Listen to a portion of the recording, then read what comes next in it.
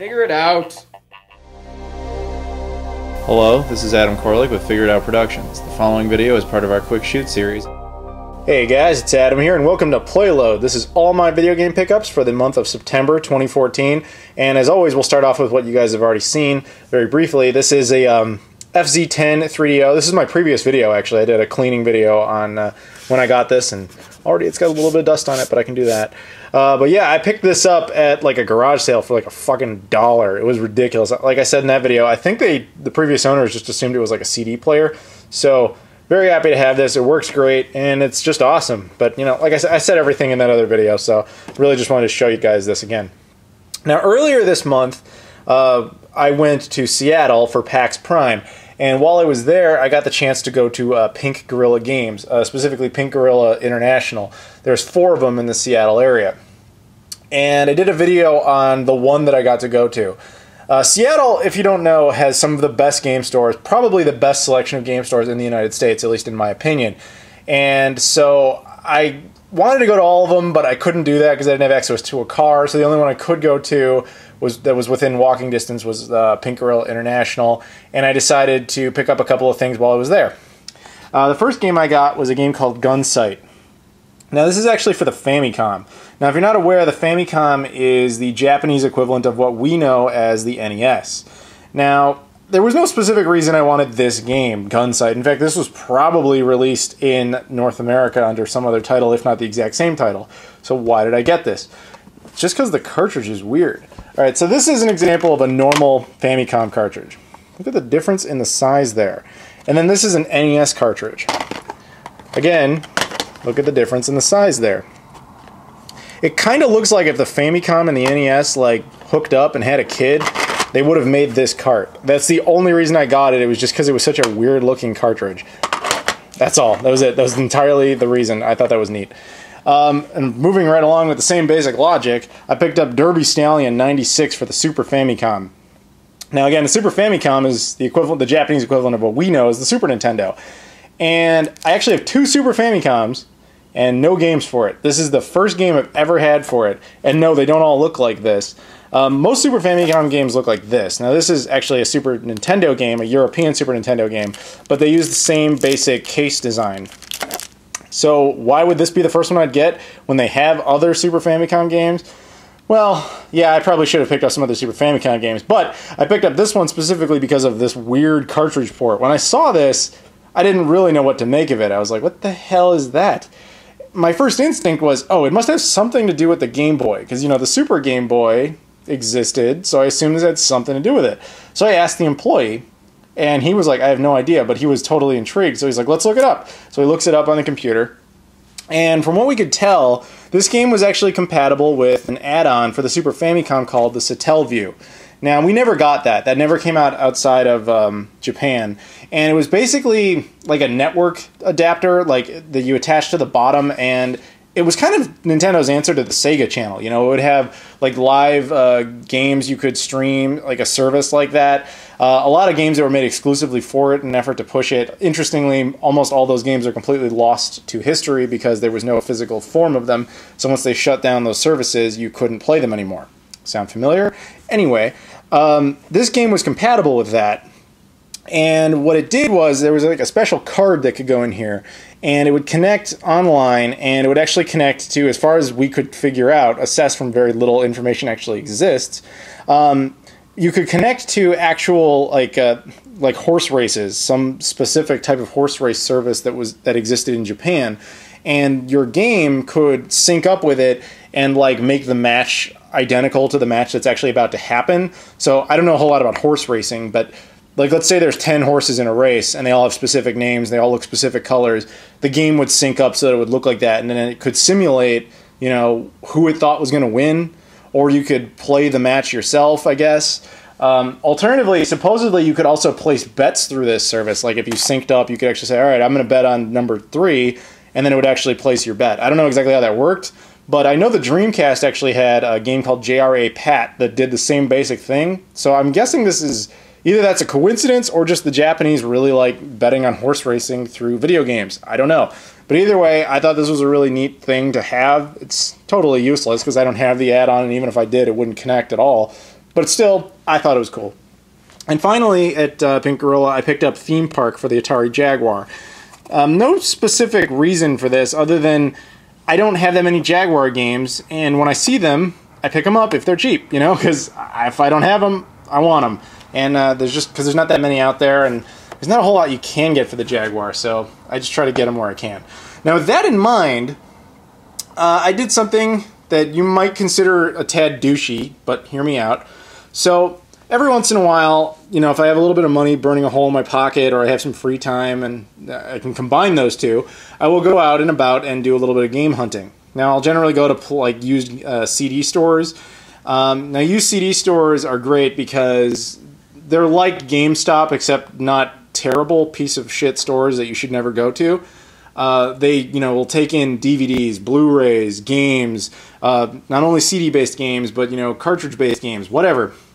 And so a lot of the time when I'm in there, you know, because there's a bunch of them. One chain that comes to mind is Disc Replay. That's a Chicago thing. I don't know how many of those exist, but, you know, other ones are like The Exchange or CEX if you're in the UK. You know, there's a bunch of stores like that. They just have different names. But yeah, every once in a while you'll be in the store and someone will come in with things they want to sell. And where it's kind of douchey of me is that I kind of tend to pay a little bit of attention when that transaction is happening, because you'd be amazed what you might be able to buy off of the person who's trying to sell their things to the store. You know, in this case, a middle-aged lady came in and she had, of all things, some Atari Jaguar games.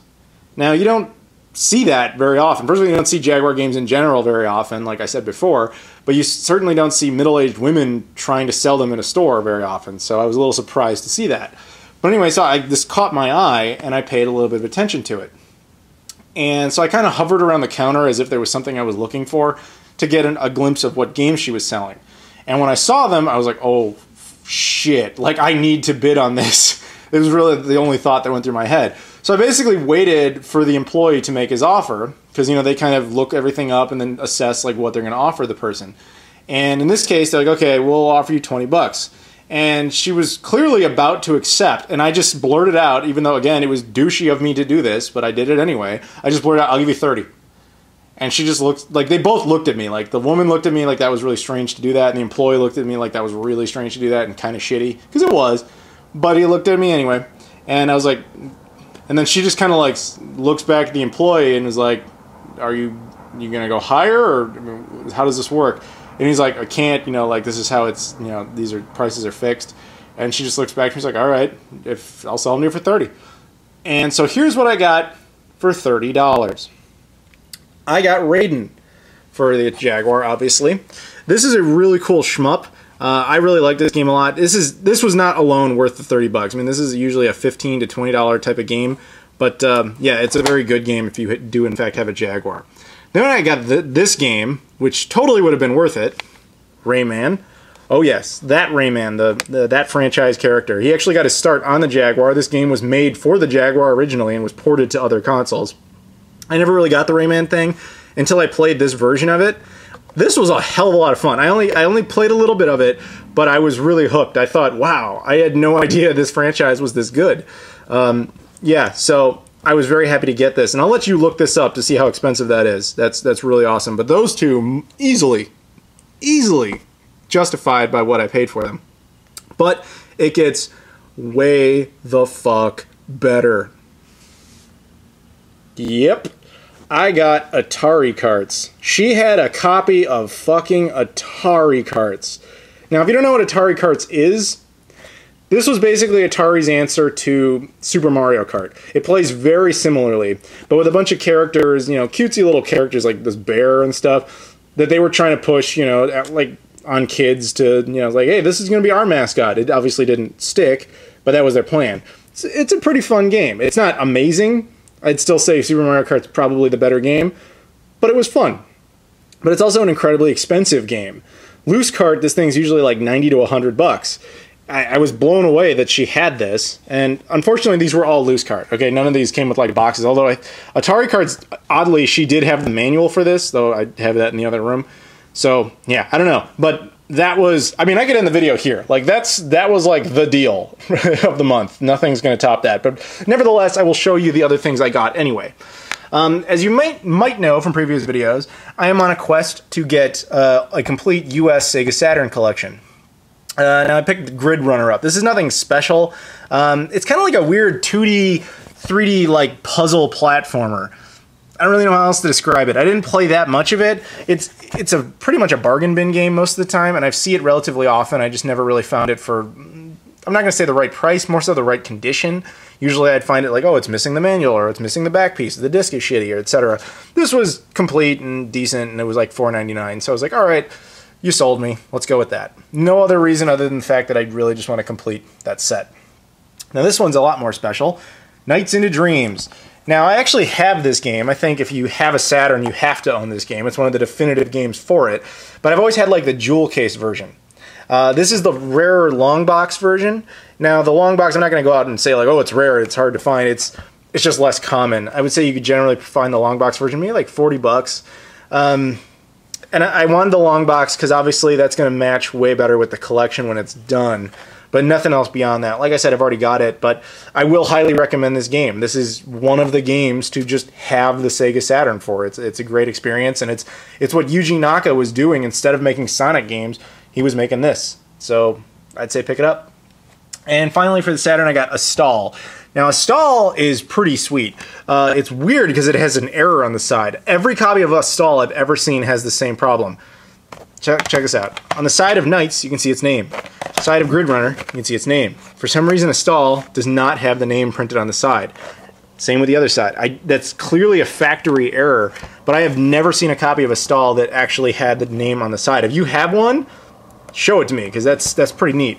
Because everyone I've ever looked for doesn't have it. But anyway, that doesn't detract from the actual game. The game is a really cool 2D platformer with 3D elements. And this is what the Saturn was intended to do. I mean, people forget, the Saturn was not supposed to do 3D stuff. It was designed to be a 2D powerhouse that utilized 3D elements in the background. And this game took perfect advantage of that. And as a result, it's just a really good platformer. Platformers are one of my favorite, possibly my favorite genre. And so, unfortunately, it's a genre that's dying out completely, except for the indie scene. And so it's really nice to find one like this that I've never really played. So I'm going to really, sit down and just enjoy the crap out of this when I get the chance. But very happy to get that one. This one usually ranges between like 15 and like 45, something like that. I think I paid like 25, so I'm not unhappy. So keep that in mind if you ever decide you want to look for it. For the Wii U, I got Zombie U. The Wii U is, in my opinion, a great game console so far. I know a lot of people don't like it for various reasons. I think it's awesome. And this is from someone who detested the original Wii. I never thought I would like the Wii U. I thought it was going to be shitty, just like its immediate predecessor. But I swear, I love it. I think it's a great game console. And so I tried to pick up as many exclusives for it as I can. And Zombie U is obviously one of the early ones. By no means a particularly great game, just kind of a neat game. But it's also very cheap now. I picked this up on Amazon for 10 bucks, so I figured throw them a bone, give them a little bit of support, and yeah, that's really just it. It's an exclusive game, wanted to support them a little bit, and pick up another game for my Wii U. For the PS4, I got Injustice: Gods Among Us Ultimate Edition. I actually considered getting this game when it first came out, just Injustice: Gods Among Us, before the Ultimate Edition stuff, for the 360, but I never really pulled the trigger on that. And then I found out that the PS4 version was coming up, and I almost got this when the console came out, and then ultimately didn't. And now, recently, Gamefly had a sale. I think I ended up picking this up for about $9 on Gamefly. For the PlayStation 2, I got Okami. This would probably be my big regret pickup of the month, and before you outrage if you love this game, it's not because of the game itself. I have nothing against Okami. It's actually a game I've really wanted to play for a while. I've just never gotten around to it. When I looked into Okami, because a lot of people kept recommending it to me, I was like, all right, I got three choices here. I have the PS2 version, the Wii version, which has certain, shall we say, visual benefits, but I detest the Wiimote. I hate that controller. I would never want to play that. I would never want to ruin a game by playing it with a Wiimote. So if I can avoid that, I'm going to. And then alternatively, there was the HD remake, or if you want, HD re-release for the PS3. However, that's a digital-only copy, and I was like, well, I don't support digital, so I'm certainly not going with that. I'm not going to get the Wii version because I hate that controller, so this was kind of just what I was left with. And I picked it up for $10, and that's all fine and good. And I was content with that until like 2 weeks ago. Someone posted a link onto one of my videos that at the time I thought was incredibly random, and actually it was never not random, but it was incredibly useful. As it turns out, Okami HD got a physical release in Japan, which I had known about, but I had kind of, I guess, somewhat forgotten about that. And the reason I crossed it off my list, I guess, was that the HD version that was physical in Japan was essentially useless because it didn't offer English text. So it would still be unplayable, even though it had, no region coding. So this person sends me a link and says, like, yeah, but there's also an HD physical release that came out in other parts of Asia, specifically like South Korea and other, I don't know, the other countries specifically. I want to say China, but for some reason I get the feeling that would be wrong. Though it shipped from Hong Kong, which is China, so I guess it did come out there, whatever. But anyway, or would ship from Hong Kong, I should say. But yeah, anyway, where I'm going with this is there is a physical Okami HD release that came out in other parts of Asia that is in English. So I found that out after having bought this, and I was like, because I would obviously rather have that. So I'm probably going to pick that up and probably never really do anything with this, but yeah, there you go, Okami for the PS2. At least it was cheap, but yeah, this is, like I said, big regret of the month because I would obviously much rather have the PS3 version. Moving on, I got some original Xbox stuff. Now, I've been telling you guys for a while, if you like the original Xbox, if you have any interest in the original Xbox, the first one they ever did, the 6th generation Xbox, now is the time to strike because the games are retardedly cheap. And I kind of know why that is, but at the same time, its generational counterparts are starting to go up a bit. Some of the PS2 stuff is going up. A lot of it's staying cheap because there's just so much of it out there. A lot of GameCube stuff's going up. Dreamcast stuff is definitely going up. Original Xbox is staying cheap, and it has a lot of the best games of that generation on it. Usually the best versions of stuff, too. So what I'm telling you is, if you like that console, you really should go out and try and find some games for it. So every time I see a game that's cheap and I have like any kind of passing interest in it, I'll generally pick it up. Now, I got 4 games in a row here that were all brand new sealed at a bookstore. Why they were sealed, I don't know. I don't know who traded in sealed games. But the store had no real interest in them, so the following 4 games were 99 cents a piece. Pirates of the Caribbean, Malice, Burnout Revenge, and Reservoir Dogs. Nothing I've played with any, extensive amount of time, but again, they were sealed. I opened them up because I don't really value things that are sealed, but they're all totally minty fresh because, again, they were, sealed for all this time. But while I was out and about, I also got a couple other Xbox games, not sealed. Baldur's Gate Dark Alliance, Baldur's Gate Dark Alliance 2. These are pretty cool, like, RPGs. Though that's not my favorite genre, but nevertheless, they are games that are typically recommended to pick up in that generation. This one was like 5, and I think this one was like 10. This is one of the rarer games on the Xbox, which gives you an idea of how cheap the games are in most cases. If this is one of the rarer games, and it was only $10. While I didn't play these much, there was one that I did play that I picked up. Destroy All Humans. Again, this was another one that's like, oh, that looks neat, I'll just pick that up. And I had no real intent of playing it much at first. When I get games, I typically pop them in, I make sure they work, make sure nothing's wrong with them, I kind of play them for a second, then I put them away because I generally don't have time to sit there and play anything. Destroy All Humans was one of the rare exceptions where I put it in and I couldn't put down the controller. I just was having so much fun with this game. And I ended up beating the whole game, which I shouldn't have done because I had work to do, but I did it anyway.